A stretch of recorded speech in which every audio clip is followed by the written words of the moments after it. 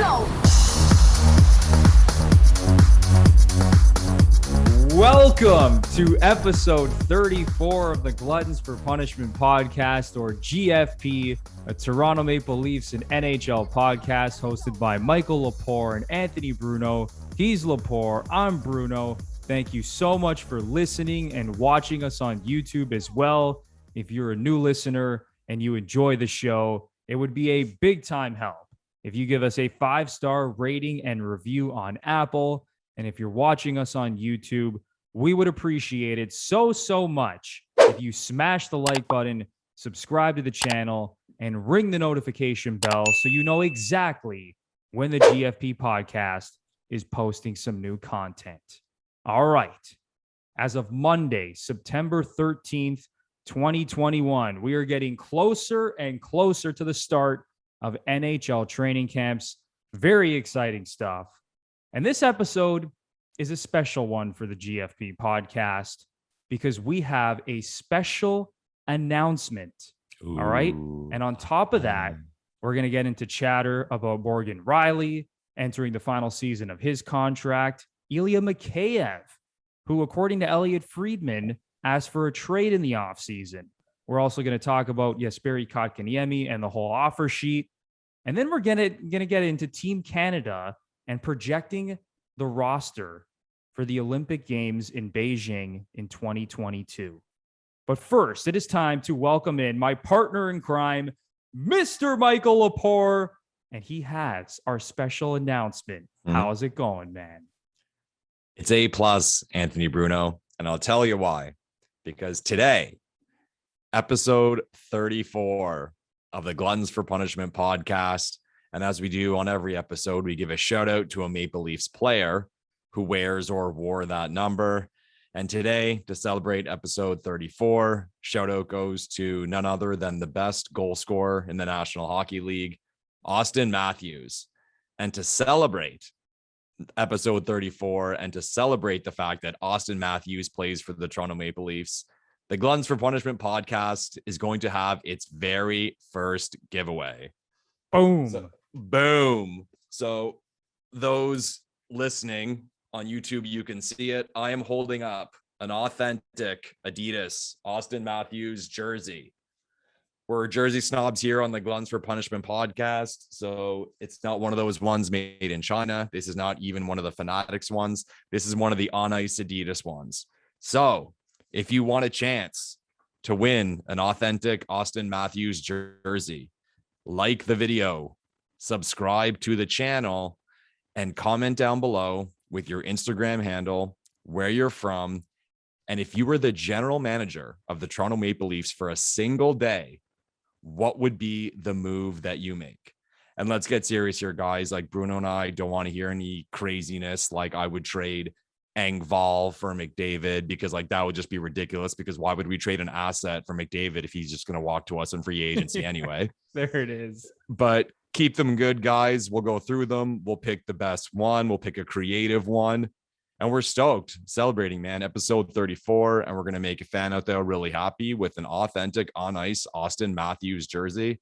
And this is something we want to keep doing on the pod. Thank you, everyone, for the support. The more support we get, the more things like this we can do. So, yeah, can't wait to hear those answers, guys. Awesome. I love it, Lepore. And just like he said, thank you guys so much for supporting the show. You know, we started this thing at the beginning of last season, and it's been going great so far. We're having the time of our lives doing this show. We love the Leafs. We love talking about hockey. And you guys, the fans, you guys make it all worth it. It really, really has been awesome. And this community that we have started to build is getting bigger and bigger. And this is our thank you to you guys. So just to reiterate what Lepore said, we are giving away an Auston Matthews authentic Toronto Maple Leafs home jersey. And to enter the giveaway, you have to like the video, subscribe to the channel. And if you've been watching our videos and you're not subscribed, what are you doing? Smash that subscribe button.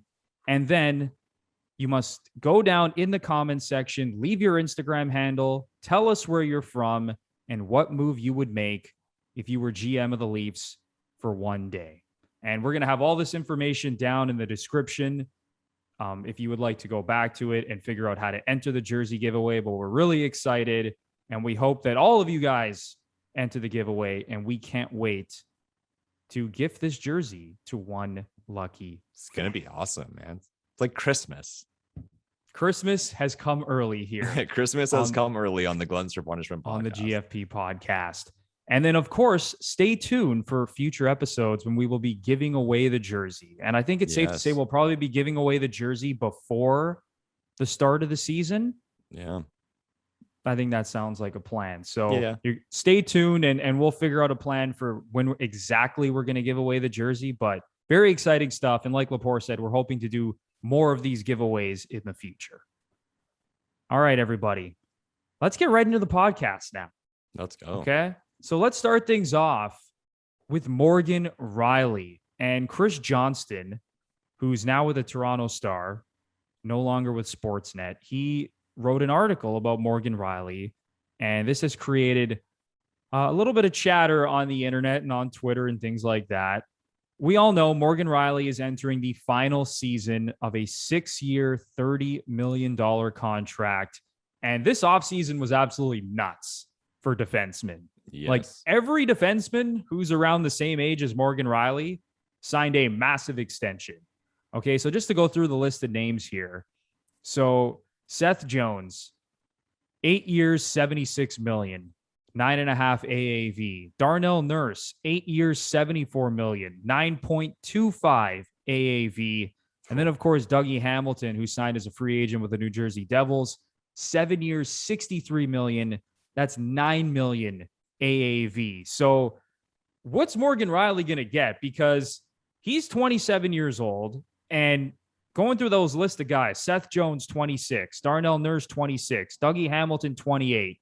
And then if you want to add in Zach Werenski as well, kind of a different situation. He's only 24, but he also signed a big extension, 6 years, $57.5 million. That's over $9.5 million AAV. So what do the Leafs do with Morgan Rielly? Because we all know their salary cap situation is extremely tight with the core four at the top taking up half the salary cap. So Lepore, I ask you this, if you're the Toronto Maple Leafs, like, what do they do with Morgan Rielly this season? Do they trade him before the deadline if things get a little dicey? Do they just, go through the season and try to make a playoff run and then, let him walk in the offseason? Like, what would you do with Morgan Rielly, Lepore? It's a tough one. Like, I think the Leafs are kind of caught between a rock and a hard place because part of an organization's job is to do the best with your assets as you possibly can, which means always moving forward, always getting return for your assets, never losing anything for nothing. And the Leafs, that's happened to the Leafs a lot. Like they lost Van Riemsdyk for nothing as an example. Bozak's another one. So with Rielly, a player like that, it's tough. Like it would really suck for the Toronto Maple Leafs to just let Morgan Rielly walk away. But at the same time, it's kind of like you look at the salary cap situation, like you mentioned, and like the first discussion is it even possible for them to re-sign Morgan Rielly? And with the cap probably not going up because of the whole COVID thing, it's going to be interesting, man, to see how the Leafs handle this. But like, I'll flip it around because I find what we often do as fans is like, we think for the side of our team at the end of the day. It's always hilarious to me because people will argue like crazy that the guy for their team is the best in the league or amazing. But then when it comes to his contract negotiation, it's like, oh, he doesn't deserve that because, they want him to sign for as little as possible. So we're very contradictory as fans, like emotion, who knew? But let's flip it around. If you were Rielly and you listed those guys earlier, Bruno, and what they signed for, the types of deals they received. If you were Morgan Rielly sitting down across the table from Kyle Dubas, or even further, if you were a free agent sitting down with other GMs, what would you be asking for? What do you think's fair for Morgan Rielly to ask for? And here's the thing. Before all these guys signed their deals, I would have said there's absolutely no way Morgan Rielly can walk into any negotiation, whether it's with the Leafs or another team, and ask for $9 million plus. Mm-hmm. Now, I still don't think Morgan Rielly is worth over $9 million when you compare him to some of these guys. And you know what? Say what you want about Morgan Rielly, but he actually stacks up pretty well when you look at numbers and age and things like that to a lot of the guys that I mentioned. But there's no way, like if I was the Leafs, there's no way I'm giving him that much money because it just doesn't work with the salary cap. But if you're Morgan Rielly, of course I'm going into these negotiations being like, look what these guys got. I want something in this ballpark. Now, whether he gets that is a completely different story, but I think he's going to go in asking for, in that same ballpark, maybe $9.25 million. At least eight. Yeah. And exactly. I think he's going to go in, he's going to highball it. Right. And then teams will probably come back at him and say, you know what, you're more of like a $7-8 million defenseman. And then he probably gets something in that range, but this is going to be Morgan Rielly's best chance at signing a massive long-term contract. And he's on a great deal now. So even more so, he's going to want to get paid. Yeah. And you know what? Like, sure, maybe he's going to want to take a hometown discount and stay with the Leafs. And, that doesn't happen in Toronto, Bruno. Yeah. And contrary to popular belief about all these players wanting to play in Toronto and taking discounts, I haven't seen it yet. So yeah, I don't think that's going to happen because you just look at Zach Hyman and what happened with him. And, he's from Toronto and, grew up loving the Leafs. Like Morgan Rielly, he's a BC guy, right? Yeah. And everyone thought, oh, Zach Hyman, of course he's going to take a hometown discount. What did Zach Hyman do? He chased the money and he signed the biggest contract that he's going to sign in his career. And I think we're probably going to see Morgan Rielly do the same thing, whether that's with the Leafs or another team. This guy, I think, would be crazy if he doesn't chase the money to a certain extent. Yeah. See, and this is where it gets tough for the Leafs though, right? So based on what you said, and I agree with all of it, the smart thing for the Leafs to do would be to trade him or try to trade him to try to get some assets back. But how I referred to earlier, how the Leafs are caught between a rock and a hard place, you're trying to win. Like I often criticize commentators when they say, oh, they let this player walk for nothing. It's like, well, you're trying to win. Like you can't just let really good players walk before playoff runs. So a lot of thinking has to be done on the part of the Leafs and a lot of calls have to be made because even beyond getting return from Morgan Rielly, there has to be something on the ice in the lineup.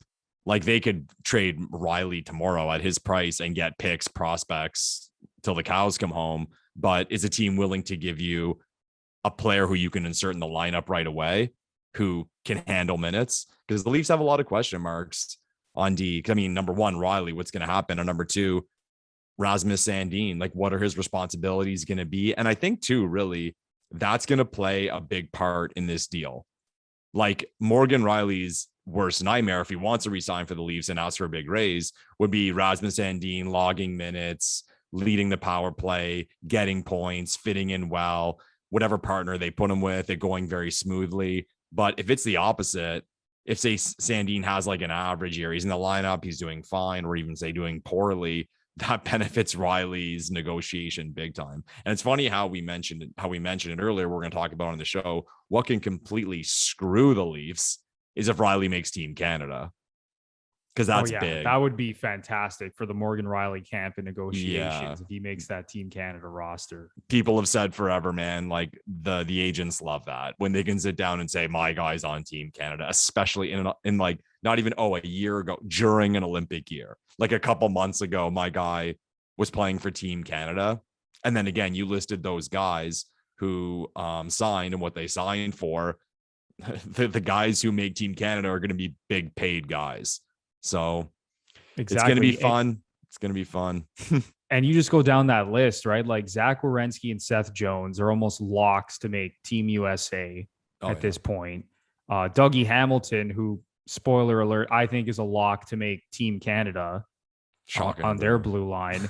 And then you have Darnell Nurse, who's also going to be like one of those bubble guys, right, for Team Canada. So he's talked about, all those guys are making over $9 million.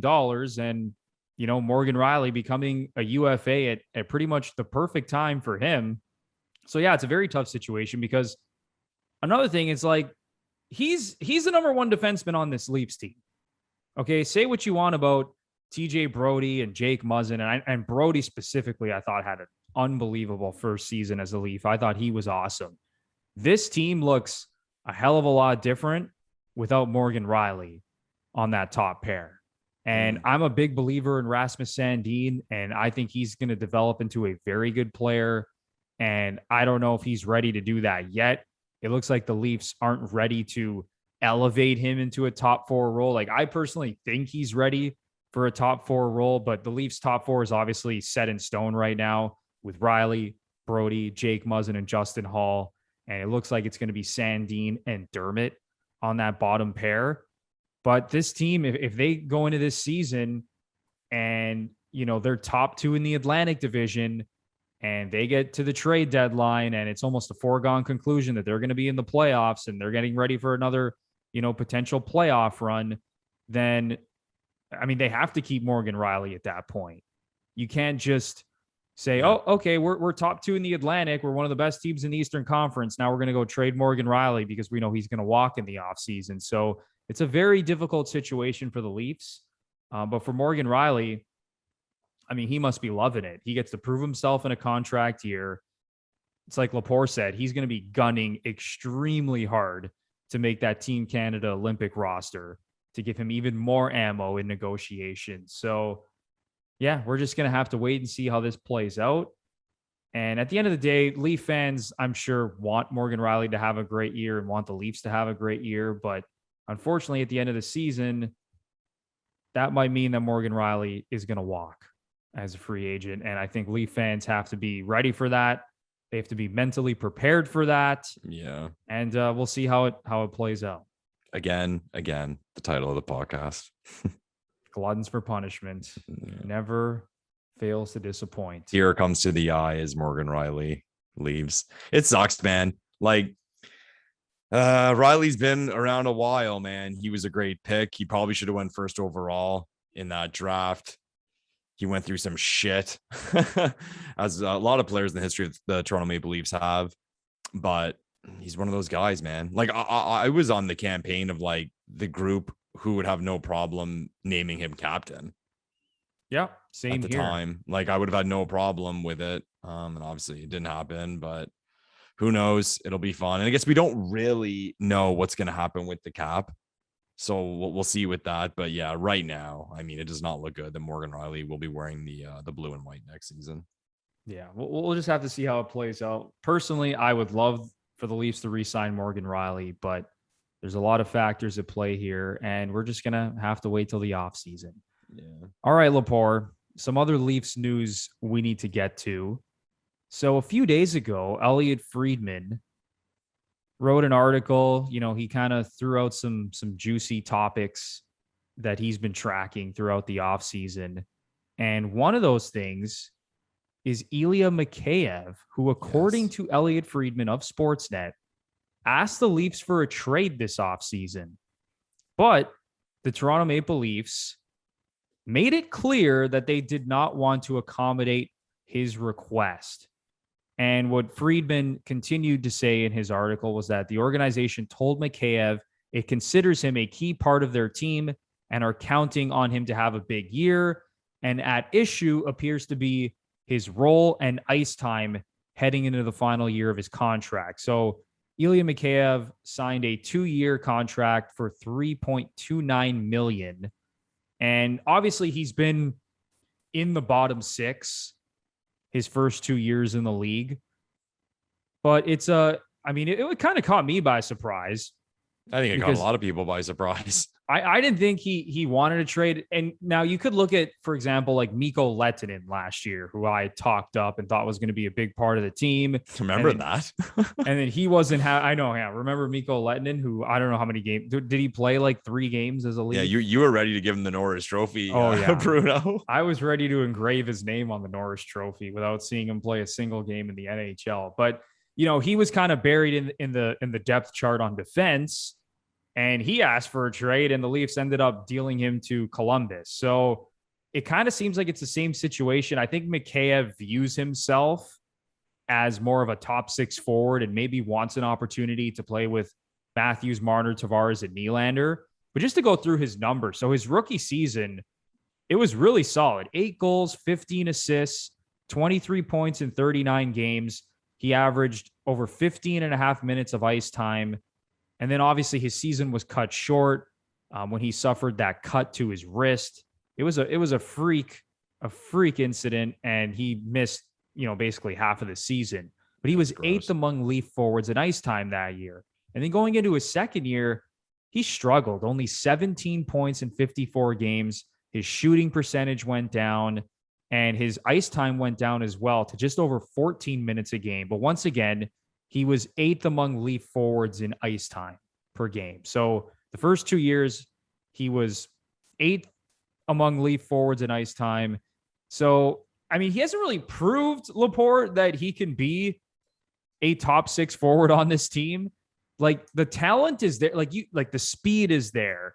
The talent is there. Easy. The talent, the speed is there. But it's the finishing ability. My goodness. My God. Like, the finishing ability is just, it's brutal, honestly. Ilya, brutal, man. So what are your thoughts on this Mikheyev situation? You said that you were definitely caught off guard by it, but what's your take on the situation? It's weird to me because what I would ask him is, okay, you want this trade out of here. Number one, he just signed. So the guy just signed. So, I mean, you agreed to that deal, number one. Number two, if I asked Ilya Mikheyev, Ilya, do you think you have played above expectations? I mean, no. Like the advanced stats guys love Mikheyev. But let's face it, the numbers aren't there. It's not like he's this like guy who's got a lot of talent, but he's down in the lineup, so he's not getting opportunities. He's Ilya Mikheyev. He's a third liner. He's an energy guy. That's why I just find it weird. I'm more just intrigued. Like what situation is he looking for? Really? I don't know. Like, is he sitting there thinking like, oh, if I was on the top line, like if you put him in, say, like Hyman's role?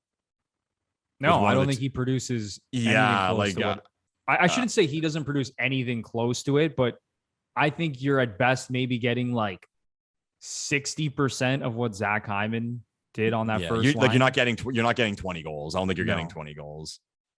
And if you do, you're getting an ugly 20 goals that I think the people I play with on Friday morning pickup hockey would score. So yeah, exactly. And that's the thing, right? It's like he's in a good situation. And there have been times throughout his tenure as a Leaf where he's briefly played with some of those top guys. Like, it hasn't been a fixture or anything like that. He hasn't gone, a 3 or 4 game stretch playing with the big boys. But from what I remember, he has gotten like opportunities here and there to play with some of these guys, but he just hasn't proven it. And you know what? I think he's a really good bottom 6 forward. Yeah. And I don't blame the Leafs at all for being like, no, screw you. We're not accommodating this trade request because guess what? We need you in this bottom 6. And his value is good. I think that's the thing on the Leafs. Like, we're not going to trade like whatever the Leafs get. What does he make? 1.5? Like whatever the Leafs get back is going to, say if it's equal to Mikheyev, is most likely going to be more in terms of price. And no one's going to give like a good young player, like a good prospect for Ilya Mikheyev. So it's a weird one. I mean, the Leafs have the leverage, so we'll see where it goes. And unlike Rielly, Mikheyev being a guy who walks at some point is not devastating. So yeah, I don't know. Mikheyev, 26 years old. He's got one more season at just over 1.6 million. So yeah, I mean, he's a valuable guy to have in the bottom 6. He's fast. He can kill penalties.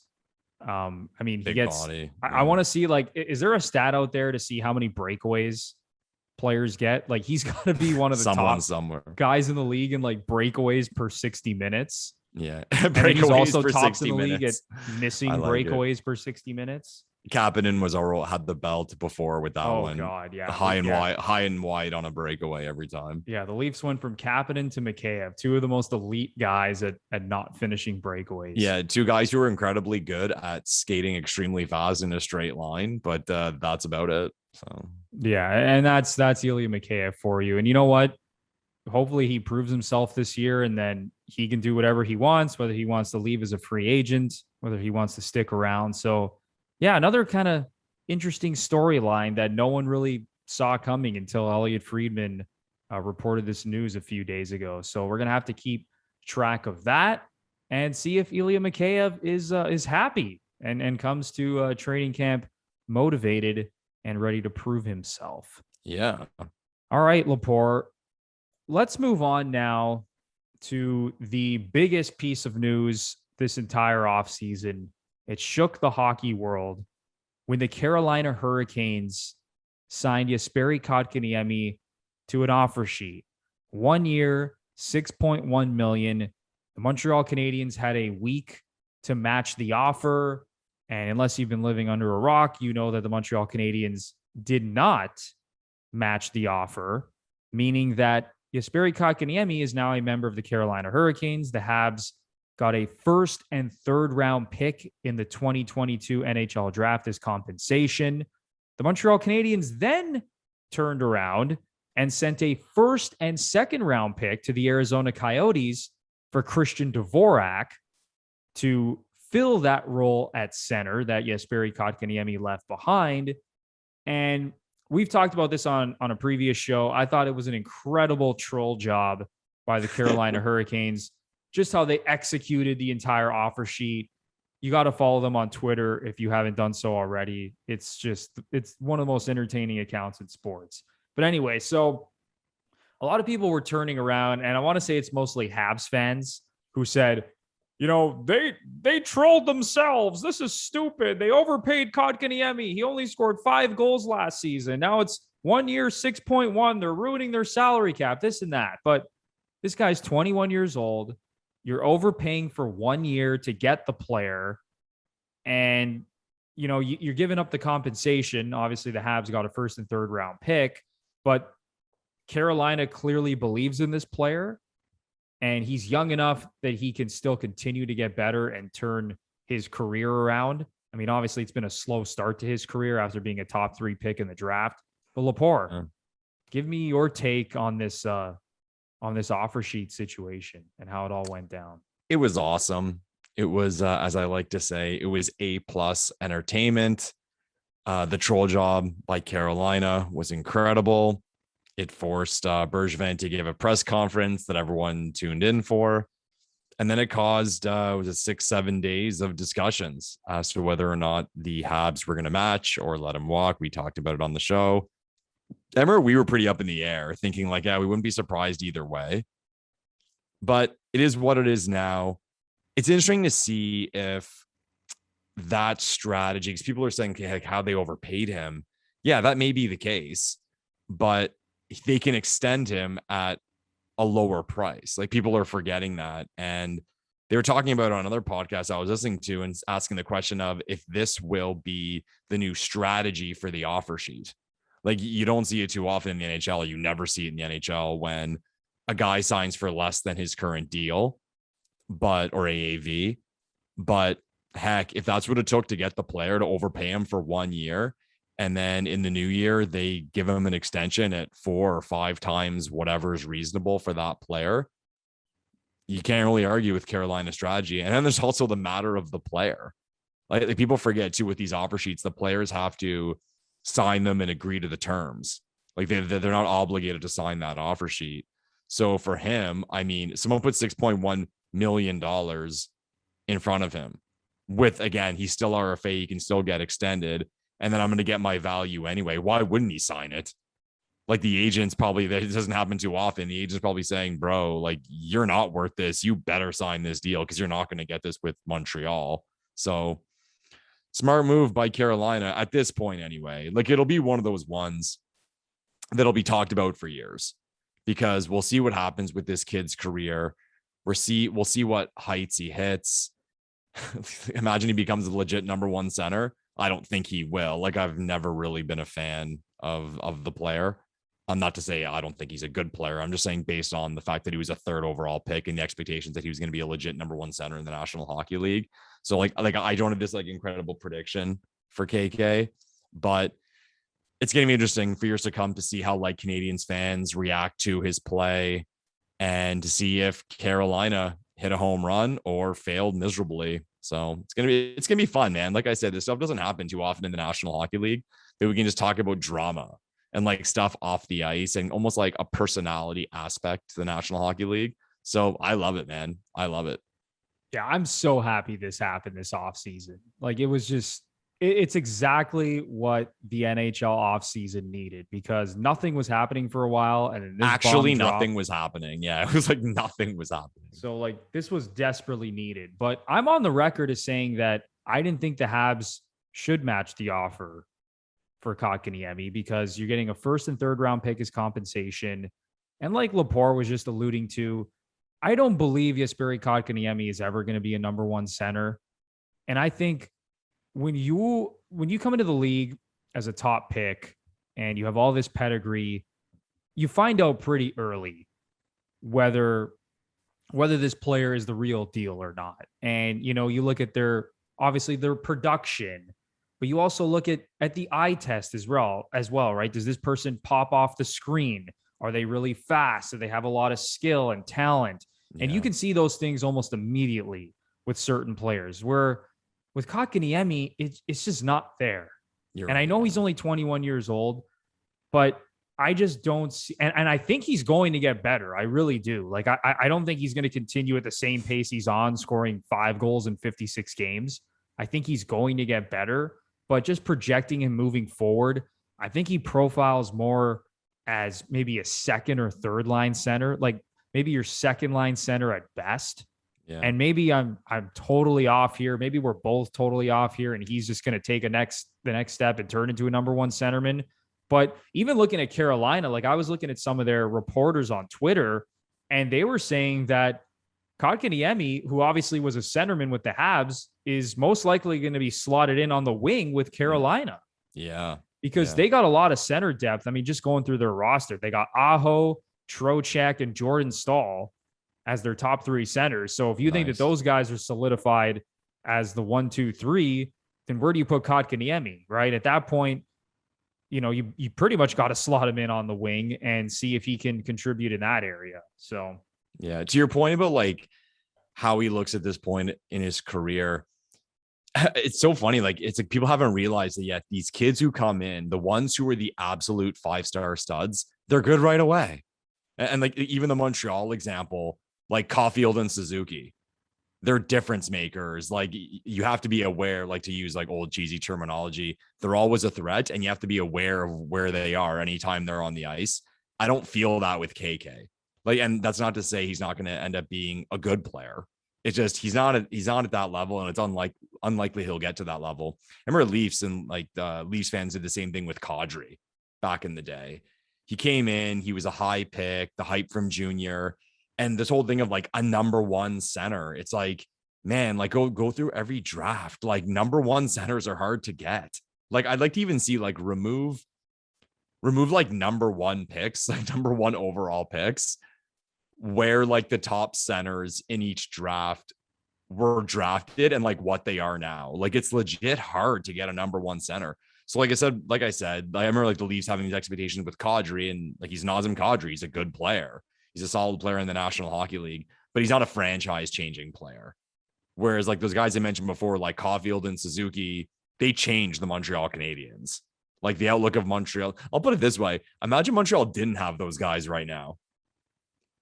Like, things, it'd be rough. It'd be rough. Like, there's a lot of debate with the Montreal Canadiens right now as to where they are and what their expectations should be.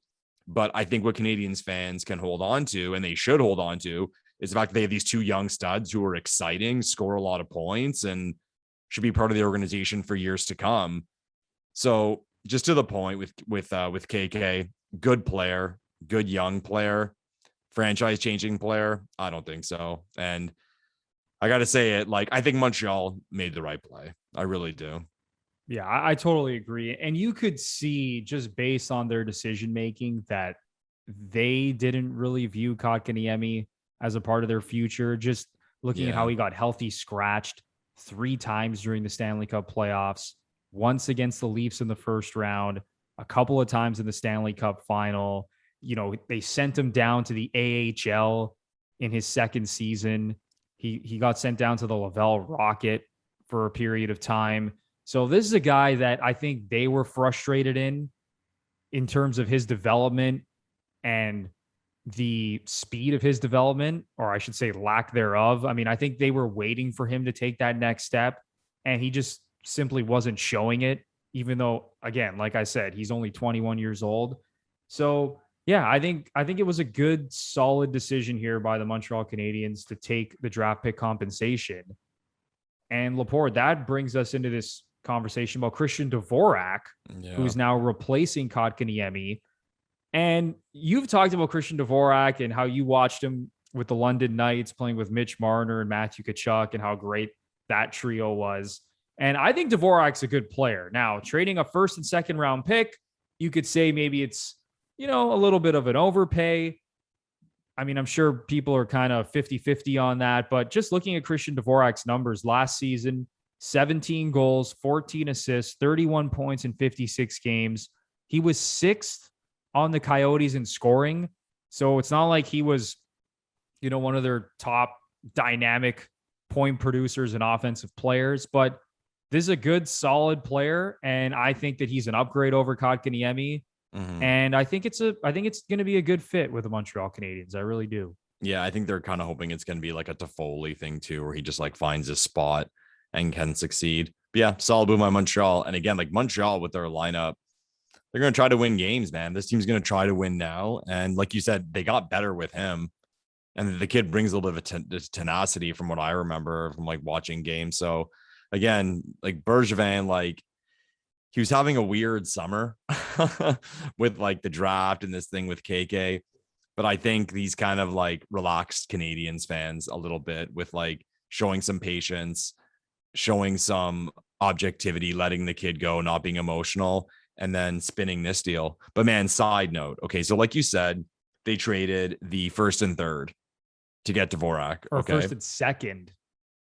My bad. Yes, first and so second. They got it was the third as the compensation. As the my bad. So like on a side note, the Arizona Coyotes over the next 3 years. So in 2022, they have 3 first-round picks. They have their own. They have Colorado's and they have a Montreal pick. In the second round of this draft, you ready for this one? They have 5 picks. Oh my goodness. The Arizona Coyotes have 5 second-round picks. They have 8 picks in the first 2 rounds of this upcoming draft. In 2023, they have their first and their second. They haven't added anything. But then in 2024, they have their own, and they have Florida's pick and Montreal's pick. So, yeah, nuts, man. Nuts. So over the next 3 years in the second round, they have 9 second-round picks. Wow. It's crazy. It's crazy. And 4 firsts. So like that Arizona team, if you want to rebuild, like this is it. I mean, they've stockpiled. And then they're probably going to trade Phil Kessel at some point. Oh, for season. Sure. And I'm not saying they're going to get a first round pick for Phil Kessel, but they will maybe get a second round pick, third round pick. Like Kessel still puts up numbers. And if someone's willing to retain, if they're willing to retain on him too, if you add Phil Kessel, it's not bad. Yeah, like if you're a cup contending team and you can add Phil Kessel as a top 6 winger, we might see an overpay. I mean, we've seen good point, Lepore, because we've seen Tampa pay a first round pick for Barclay Gaudreau, first round pick for Blake Coleman, going back Nick Foligno. Nick Foligno, the Leafs trading a first and 2 fourth round picks. So yeah, I mean, I guess I'm the crazy one for saying that Phil Kessel probably won't go for a first round pick, because we've seen the last couple of deadlines what some of these teams have been willing to give up for players who shouldn't be traded for first round picks. Yes. Yeah. So yeah, that Coyotes team is obviously in a massive rebuild. They're a disaster. Like they got picks coming out of you know what. And yeah, I mean, for the Montreal Canadiens, I think Habs fans would have been absolutely rattled if they didn't spin this around and make a deal, because that was the chatter. If you follow guys like Eric Engels and, Elliot Friedman and a bunch of these other reporters, the word on the street was that if the Habs didn't match the Kotkaniemi offer sheet, that they were going to use that compensation to acquire another centerman. And I think Habs fans were like, that's why they were okay with it, because they're like, okay, we're going to get, and I know a lot of Habs fans were talking about Jack Eichel, which I just thought was absolutely ridiculous. Because did you see Eric Engels' tweet about Eichel? What did he say about Eichel? Oh my God, what a Twitter move. He puts out a tweet that says something along the lines of like, Jack Eichel was seen with some sticks and a bag boarding a flight to Montreal. Yes, I remember this. And then underneath, he's like, could be for the BioSteel camp that's taking place in Montreal. So it got all this action. Then people open it up and it's like, oh, he's going to a camp to get photographed. But just hilarious. Nice move, Eric. Nice move. Yeah, the Montreal Canadiens fans were really hoping that it would be Jack Eichel, but then I think once they realized that Buffalo probably wanted Nick Suzuki and a first or maybe 2 first-round picks and Yeah. other picks and maybe even Cole Caulfield in the mix. But anyway, they wanted a massive package and they still want a massive package for Jack Eichel. But yeah, I think the Habs definitely salvaged things by spinning this into Christian Dvorak. And again, I don't think this puts them over the top by any means. I still think they're going to be in tough this year in the Atlantic Division. But I think Habs fans breathe a sigh of relief seeing another young centerman come into town. It would have been so fun though, because like had they matched as like a non-Montreal Canadiens fan, just to like watch from the outside and see, okay, they signed this guy to this deal, and all the drama of like the pressure on this kid, the pressure on Bergevin because this kid signed this deal, and then what do they extend him for? What's he worth? Was it a total disaster? Could they have let him walk? Like what they could have done if they did let him walk? It would have been awesome, but yeah, for the neutral, it's unfortunate it didn't happen. I'll say that for sure. Yeah, and like you said, Lepore, this is going to be a conversation down the road, depending on how Kotkaniemi performs with Carolina. And who knows, he might not even, be with Carolina moving forward. But I think Habs fans are always gonna follow Kotkaniemi's career for the next little while to see, maybe what could have been, or maybe they'll be jumping for joy when they see Kotkaniemi completely regress and turn into a bust. But we'll see how that plays out. But Lepore, another guy I wanted to bring up here, Brady Tkachuk. Yes. Who still hasn't signed an extension with the Ottawa Senators coming off of his entry-level deal. And Elliot Friedman threw out a nugget in that same article where he was mentioning Ilya Mikheyev and some Jack Eichel stuff. He was saying that it looks like the Senators are targeting an 8x8 type contract. So the same one that they gave Thomas Chabot. What are your thoughts on that? Because I actually think that would be a massive overpay for Brady Tkachuk if they signed him to an 8-year deal for $8 million per. I think the Sens would take that deal right now. Like really, right now. Like if someone said Tkachuk came in at 8x8, I think they get it done. This city, and I say this city because everyone knows I'm from Ottawa, has had a hard time hanging on to players. Tkachuk's a Tkachuk. He's American, his agent's his uncle. So they're going to be firm. They know the value. They know his value. They know the market. A lot of people think he's going to be captain if he signs long-term. So if you're paying your captain, if you're overpaying your captain by whatever people would debate as an overpay to get him locked in for a long time, I don't think is that big of a deal. See, I personally think if it's a long-term deal, he wants more. I just, where I see this going is something similar to his brother. The parties are going to agree on like a 3-year, $7-point-something million deal. And then Ottawa will be in this situation again in a few years. And then as far as the Brady Tkachuk camp goes, they get a chance to score big in 3 years. Like if we've learned anything from the last few years in the National Hockey League with these young kids, these RFAs, they're not afraid to sign those short-term deals. Like that old school thing of like getting locked up, getting the security. No, these guys are confident that like they just look around the league and everyone's getting paid big money, and a lot of star players or big names are getting overpaid. So I think the kids are okay with it. I think the agents are okay with it. So it'll be interesting to see like what happens there. Like you kind of had a weird reaction when I said the Sens would take it right away, like 8x8. If you're Ottawa, you wouldn't touch that. I think it's an overpay. I totally get where you're coming from because this is a team that has obviously had a very hard time hanging on to, let's call it quote unquote star level players. Yeah. Like I don't think Brady Tkachuk is in that, range or in that tier yet. I mean, one guy that I could kind of see as a comparable, and obviously this dude is like, 7, 8 years older than him, but is Gabriel Landeskog. Kind of like a similar profile, right? How they play like a similar type game. They're both wingers.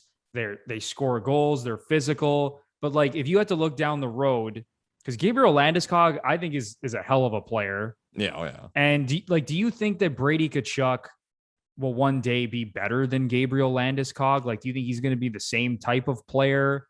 So the reason I bring him up is because like Gabriel Landeskog is a really good player, but he's not a he's not like your franchise guy. Like I say before, like franchise changing players. Yeah.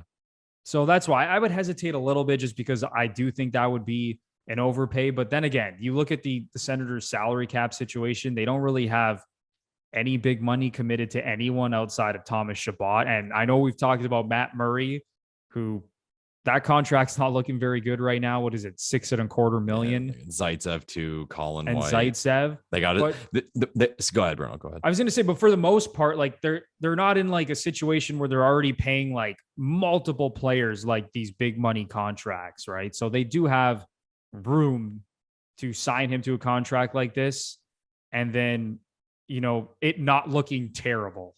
Yeah, for lack of a better term. Where it gets tough with Ottawa, and I was saying this to a buddy of mine who's a big Sens fan, is that like they have to sign Norris next year.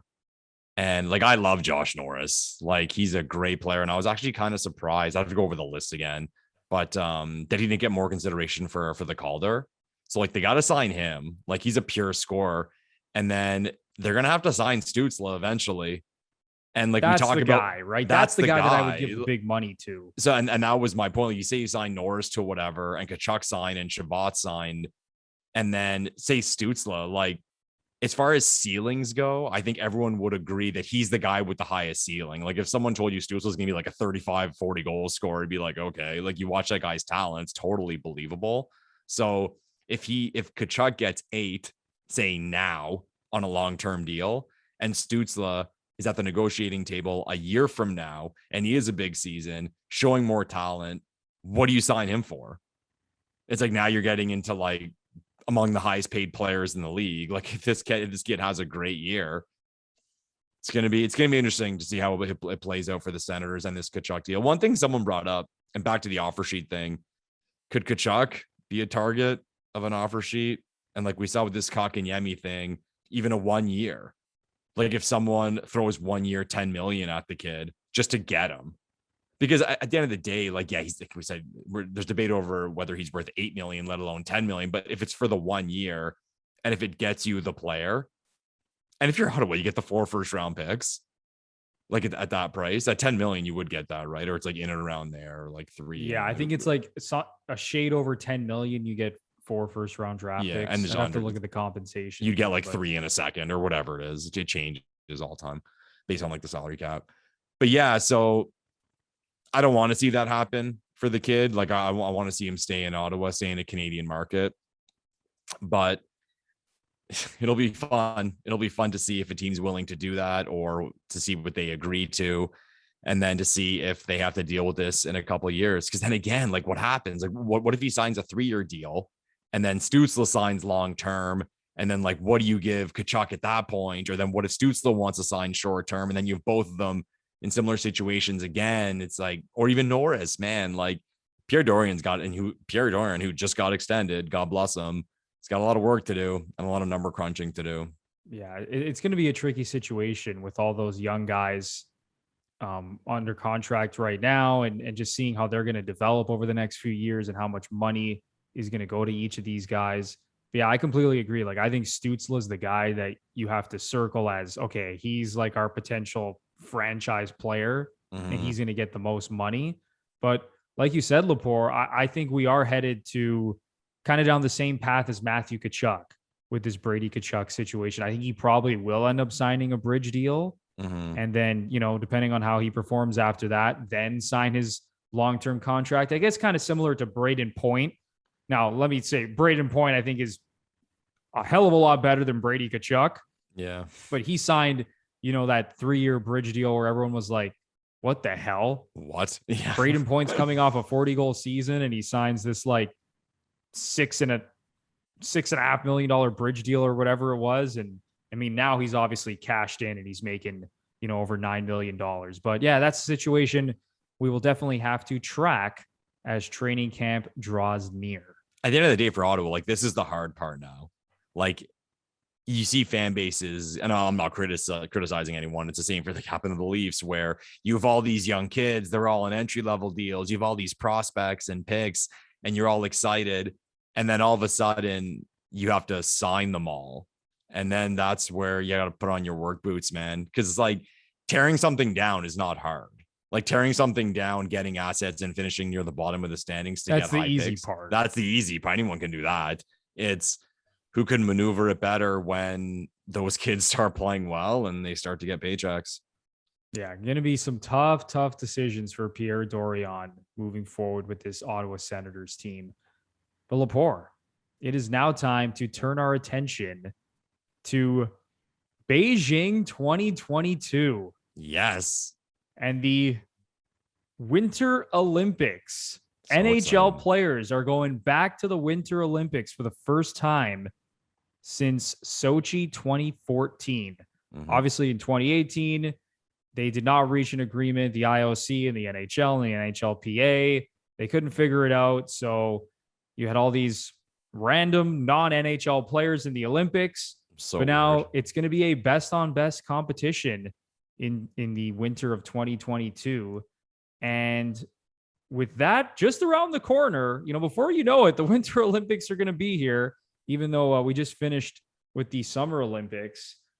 And because of that, me and Lepore are going to project Team Canada. And I know a lot of people have been, doing this on social media, and there's a bunch of writers who have already put out their rosters. But here on the GFP podcast, Lepore and I are going to give you our rosters for Team Canada. I should say, way too early rosters, because, we still have to see how this season plays out. And there's certain players who could take a leap and make the team who people kind of weren't thinking about. And then there's players who maybe we think right now are going to be on the team. And if they get off to a slow start, they could drop out of consideration, or they could get injured, and that could change things. But Lepore, let's go through our rosters right now and see kind of how they stack up, and maybe some of the similar players that we have. And I'm sure we have some different players going through both of our rosters. I have not seen your roster yet, and Lepore has not seen my roster. So this is the first time we're comparing notes here. Yeah. So everyone who's watching, take the bet on who you think's roster is better. Yeah. Yeah. Comment down below. That'll be something fun. Comment down below with whose roster would win in a head-to-head. Yeah. All right, Lepore. So you want to start things off? Okay. How about we do it in tiers of guys who are probably the most obvious, and then we'll move our way down. I'll just fire out names, and you say if you have that guy or those guys. Okay. Okay. So start with forwards, I guess. So at the top, we have Sidney Crosby from Cole Harbour, Nova Scotia. We have Connor McDavid and Nathan McKinnon. All three stone locks. Yeah, there's no universe where any of these three guys is not on this team. Yeah, in Beijing, there's no chance. They're all making the team stone locks. Easy peasy there. Okay, so moving a little down, and in no particular order, just how I listed them. I have Brad Marchand, I have Patrice Bergeron, and I have Mitch Marner. And you know what? I have all three of those guys as well. And Lepore, let's go. This might be a little spicy, but I also think all three of those guys are locks. You think? And I know Bruins fans would go nuts, but Bergeron's one I could see, depending on how his season's going. There's a lot of miles on those legs. We all love him, and if he's healthy and playing well, he'll be on the team. But that could be a guy maybe subbed out. I think Marchand and Marner are locks. Yeah, Marchand and Marner, I think, are for sure on the team. But you just go back and you look at how Crosby, Marchand, and Bergeron, that line going back to the World Juniors, playing in the Olympics, playing at the World Cup, those three have been so good together. And just the versatility of Bergeron, I mean, he just does it all. That's a guy that I would love to have on my team. So I'm going to say all three of those are locks, barring Bergeron, barring an injury or him just completely falling off the cliff because of the age curve. But remember how good Marchand and Crosby were in the World Cup together? Oh, there's always the thing of who can play with Crosby. Apparently he's because he's so good, he's hard to play with. But Marchand was incredible with him. What a duo they were so good together. Yeah. Okay, so the next three I'll fire out, and maybe this is where we'll get some debate. At least hopefully we get some debate, or else this is gonna be really boring. I have Scheifele, I have Huberdeau, and I have Braden Point. So two of those guys I have on my team. I should say locked into my top 12 forwards. I'm gonna guess it. Can I guess who they are? So you want to, yeah. So guess who the two of those three are that I have locked in? Well, I'm gonna guess the one you don't have because I kind of debated on this one, but I'm like, would they really leave him out? The one I could see maybe not making it is Scheifele.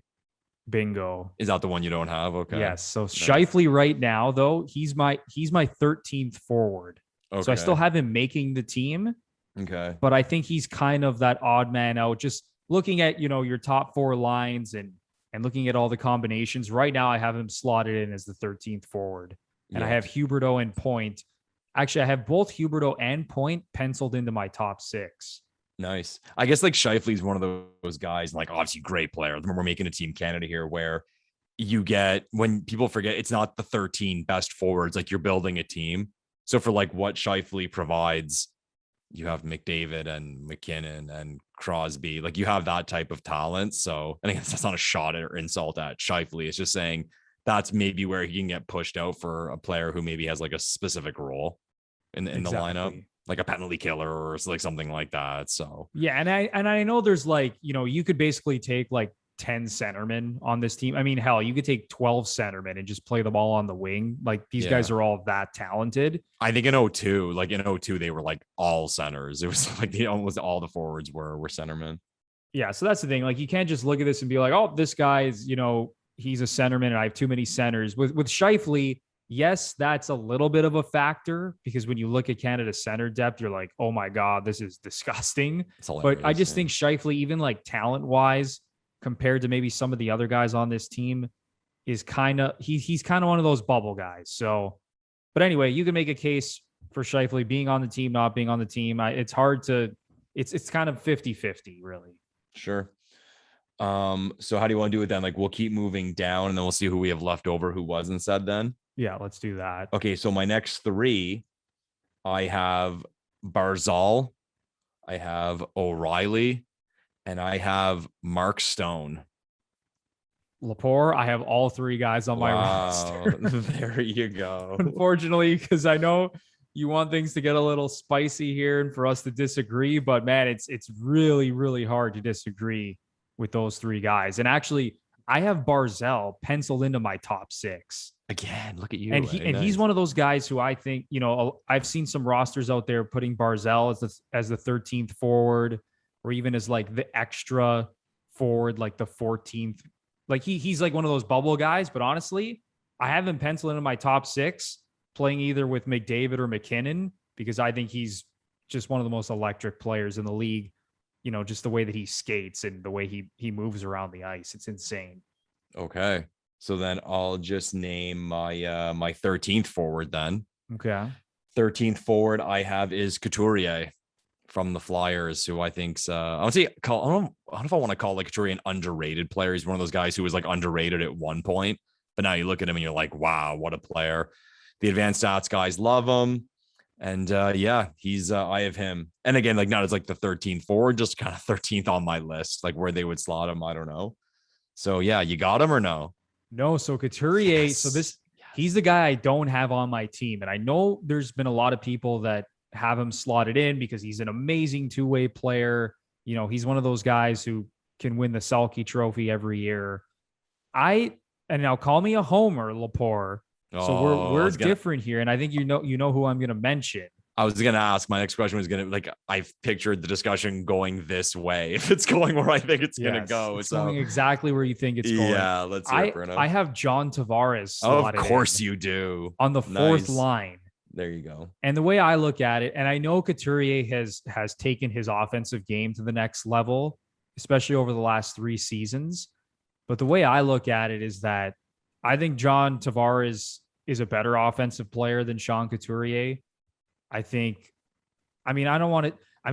go ahead and say, I just think he's a better player than Sean Couturier, just across the board. And that's why I'd rather have John Tavares, who I know is responsible.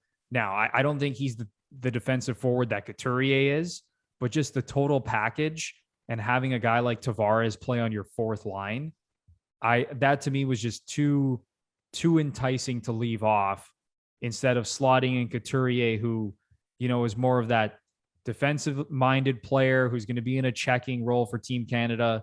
And you could argue like, Bruno, you're an idiot. Like Couturier would be perfect in that checking role. Like he doesn't have to score goals. He could just do what he does. But give me the guy with maybe a little bit more talent on that fourth line. One guy gets in, people will throw shit at this one. Again, based on how, for the two of them, like how the seasons are going, Tavares and Bergeron. I could see like if it's not one, it's the other. Like is it like older, the experience? That makes sense. Like I could see that happening. Like both healthy at 100, I'd probably take Bergeron.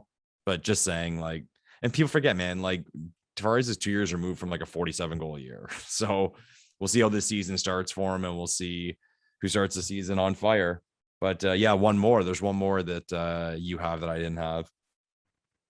I'm trying to think who it might be here. Because you didn't have Scheif. You didn't have. Oh no, I have Ryan O'Reilly on the team. You said O'Reilly. Sorry. You said you had Couturier as the 13th forward. No. So I have Couturier off the team.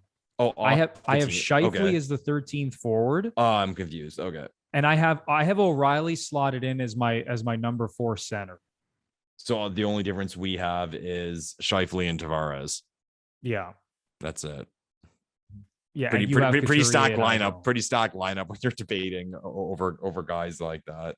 Yeah. It's just it's an insane lineup. And even looking at my centerman. So I know a lot of people have, and again, I've seen a ton of Team Canada lineups out there. I've been seeing a lot of McDavid and McKinnon on the same line. Oh, fast. And I really like the idea of that, but I took a little bit more of a balanced approach. So my 4 centers are, I have McDavid as the 1C, McKinnon as the number 2 center. Then I have that Crosby, Bergeron, Marchand line as the 3rd line. Mm-hmm. And then my 4th line center is Ryan O'Reilly between John Tavares and Mark Stone. So that was kind of my thought process going through this roster. So I'm going to fire out some names because, of course, like I went online, I saw like, some teams that were made like the day the announcement was made, like TSN Sportsnet made teams. Mm-hmm. Like Craig Button as an example. I saw one, like, I don't know what some people are thinking, and watch this comment bite me in the ass. Like one of the websites just I had Stamkos, and I was like, oh, like, no, now you're going over name. You're picking names, and you're not picking performance. But Craig Button had Bo Horvat, Yanni Gord, and Nick Suzuki, like at the bottom of his spot. Like, my response to him would be like, who the hell are you leaving off this roster? Yeah. If you're putting those, and Suzuki could take the next step. First half of the season, he could go nuts and maybe he plays his way onto the team. But based on the guys that we both have on our rosters right now, and it's pretty similar, I just don't know how, even like Yanni Gord. Yeah. I get it. Like, really good player, but Yanni Gord, you're going to put on this team over some of these other guys? Are you kidding me? Yeah, it's a tough one. Yeah.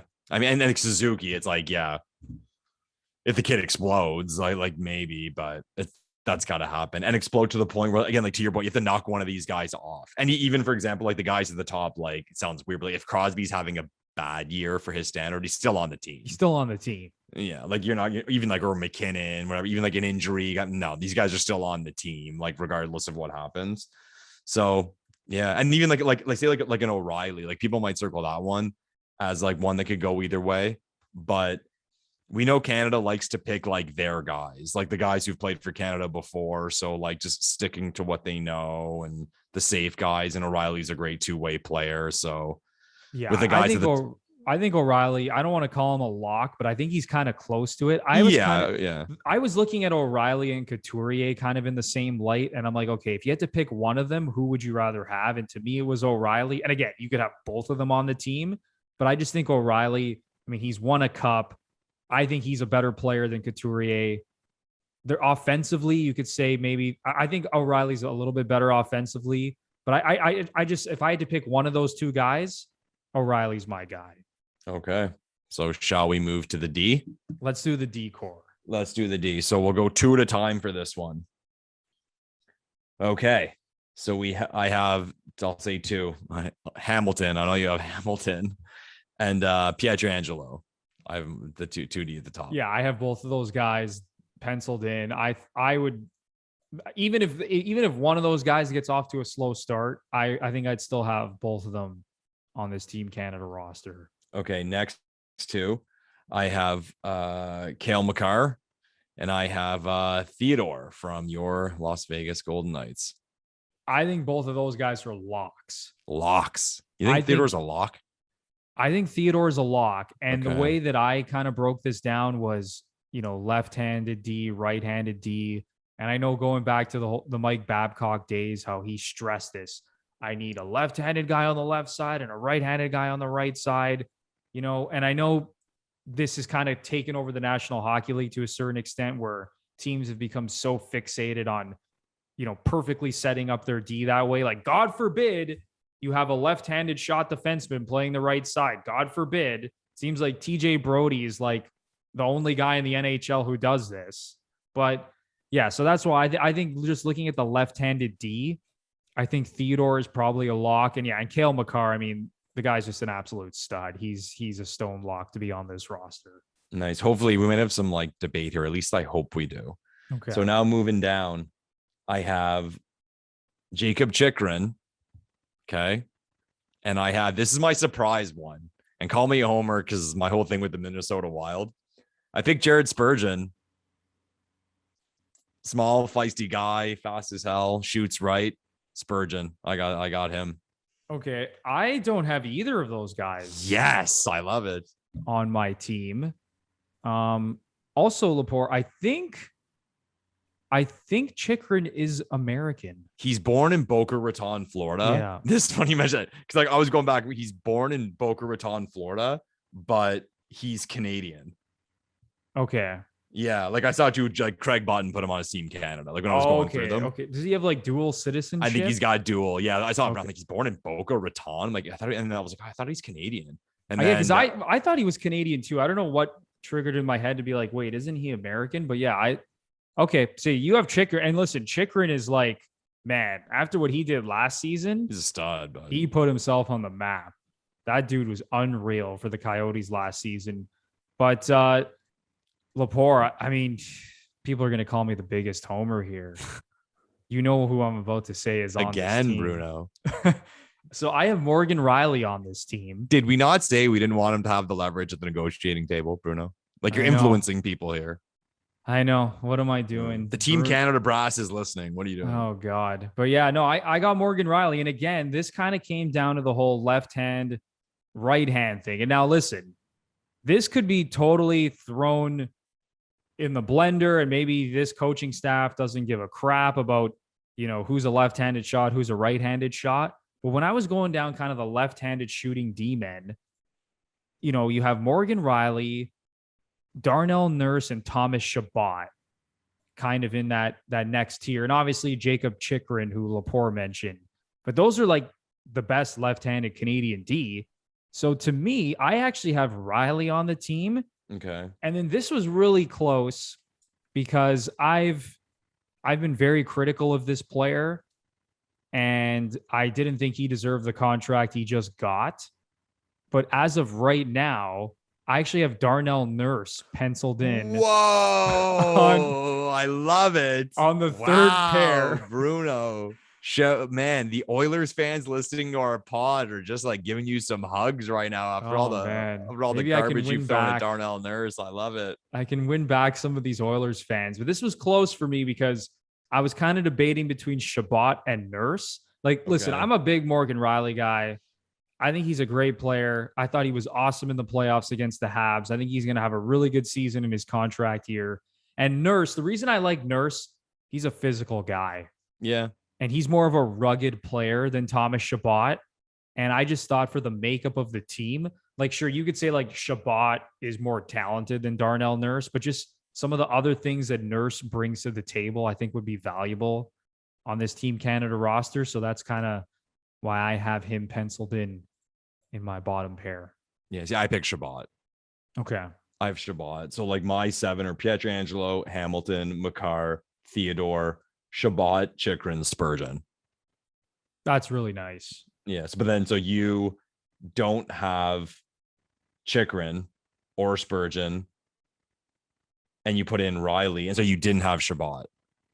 Yeah, so Chabot is basically, so even going to like my 7th D, yeah, I have like Chabot / Chris Letang, and call me crazy for having Letang on.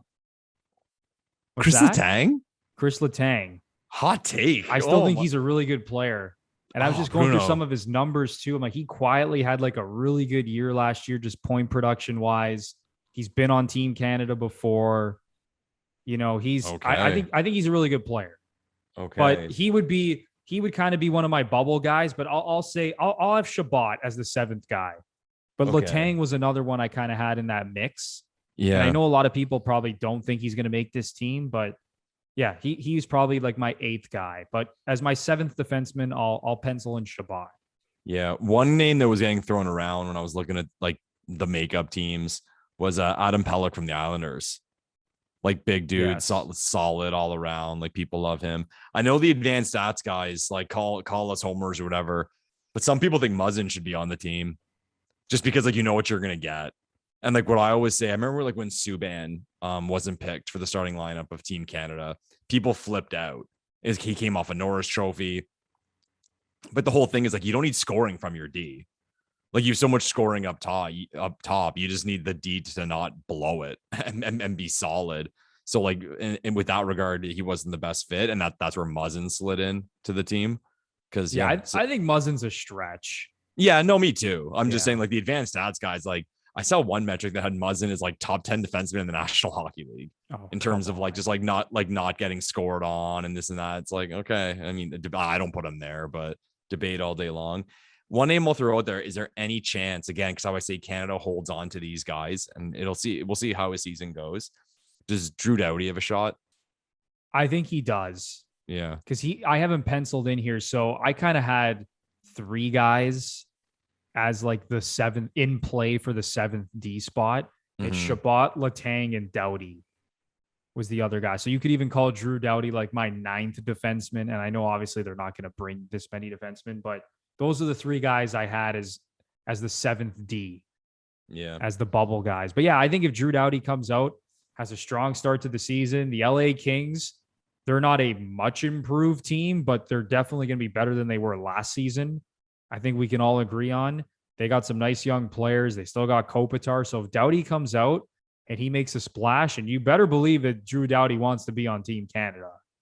Like he's going to be gunning to make this roster. Big time. And it would be good. It would be good to have a veteran like him on the blue line. So yeah, I don't think it's a stretch to say that Drew Doughty could be on this team come the winter. Okay, move on to the goalies. Yeah, let's do it. I assume we both have the same starter. Carey Price. Okay. Who's your Who's your backup? This was tough. Lepore, I think the goaltending situation is the weakest position on this team. Weak as it's been in a long time, man. Like, dude, think of 0-2. That Waugh stayed at home. Like he was picked and he stayed at home. They had Broder, Joseph, and Belfour. Insane. So like Belfour wouldn't have been on the team had Waugh like decided to go. All Hall of Famers. All Hall of Famers. Like different now. It's just, or I should say, well, Cujo is hopefully going to be a Hall of Famer. But yeah, I mean like that.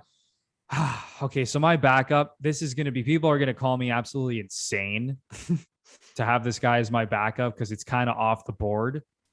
I have Darcy Kemper. That's what I have. You have Darcy Kemper as your backup? Darcy Kemper as my backup. Oh, let's go. I don't think that's that hot of a take. Let's go. I thought I was the crazy one here. Yeah, Darcy Kemper is my backup goalie.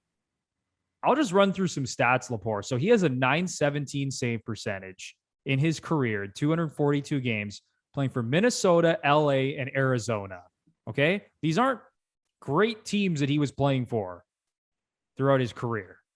And then also, Lepore, did you know since the 2017-2018 season, Darcy Kemper has the best save percentage among Canadian goalies who have played at least 100 games at .921. There you go. I like it. And now he's on the Colorado Avalanche. Mm-hmm. The consensus, shall we call it, best team in the National Hockey League. He'll have and good if he numbers. gets off to a nice start this year with the Avs, man, pencil him in behind Carey Price. Yeah. And if anyone's going nuts, again, I looked up lineups that guys made. Both Johnson and Button had Kemper. Oh, nice. They had him at both of them had him as their third goalie though. Okay. We have him as backup. So then who's your third, Bruno? So my third goalie, I went with a little more youth because you got obviously Carey Price is what, 34 now, 35. Darcy Kemper, 31 years old. I got Mackenzie Blackwood. Oh, nice one. Okay. As the number 3, a little bit of youth. And I know some people would say Jordan Binnington. Yeah, no. But I got I know Lepore is not going to say Marc-Andre Fleury. Or is he going to say Marc-Andre? You know what's funny, Fleury? Bruno? Shock the world. We're going to shock the world. Okay, Lepore, who's your number 3? My number 3 goalie is in fact Marc-Andre Fleury. No, it's not. And I'll tell you why. No, it's not. And I'll tell you why. Because with Price and Kemper, the third goalie's not going to play. And why not for that third goalie then have a guy who's always got a smile on his face, who's good in the locker room, who's always got a positive attitude, and he's a great cheerleader, and a guy who's very experienced. And if he has to go in, he won't be overwhelmed. So contrary to my opinion of Marc-Andre Fleury maybe being the most overrated goalie in the history of the sport, I have him as my third goalie. You know what? That's a pretty good argument right there. Why not, man? I think you're convincing me to switch my roster a little bit. And he's like buddies with Sid and like probably like Theodore from Vegas.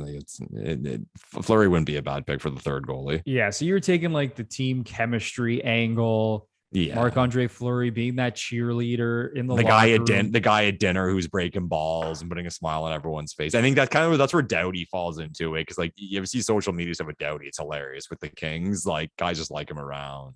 Yeah, and that's important, right? Because big like time. You said, all 3 of these goalies are obviously not going to play in crunch time. I mean, throughout the round robin, maybe the third goalie will get into a game. I doubt it, but you're going to be rolling with your top 2 guys. And then once, your last preliminary game round game happens, like you're essentially locked into your starter once you're heading into the quarterfinals. Right. So, and we're all assuming it's going to be Carey Price, because again, even though Carey Price, the last 3 regular seasons, his numbers have not been good by any means.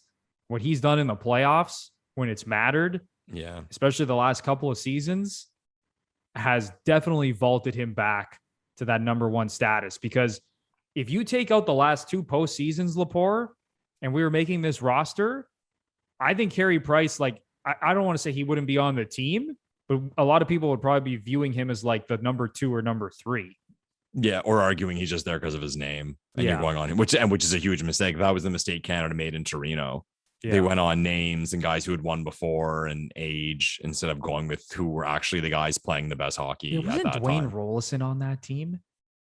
On 2010? Or 20, I'm thinking 06. I'm sorry. 2010 was Vancouver. Yeah. 06 was Torino.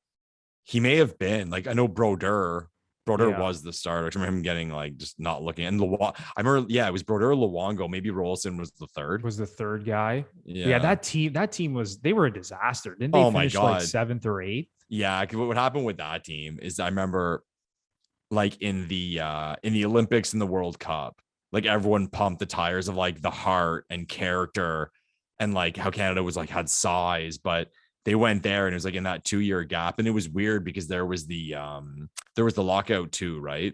So a lot of those guys who got put on that team just on the big ice, like they were too slow. Like Canada looked bad. Like I remember like watching games, like how bad, like Brian McCabe was on that team, man. Oh God. Like I remember like Lecavalier not looking good. Did they not even like bring, I'm having like a brain fart because I try to forget about that team. I think they even brought like Bertuzzi. Yeah. Bertuzzi was on the team. I want to say even Ryan Smith was on the team. Yeah. Were Maltby and Draper on that team?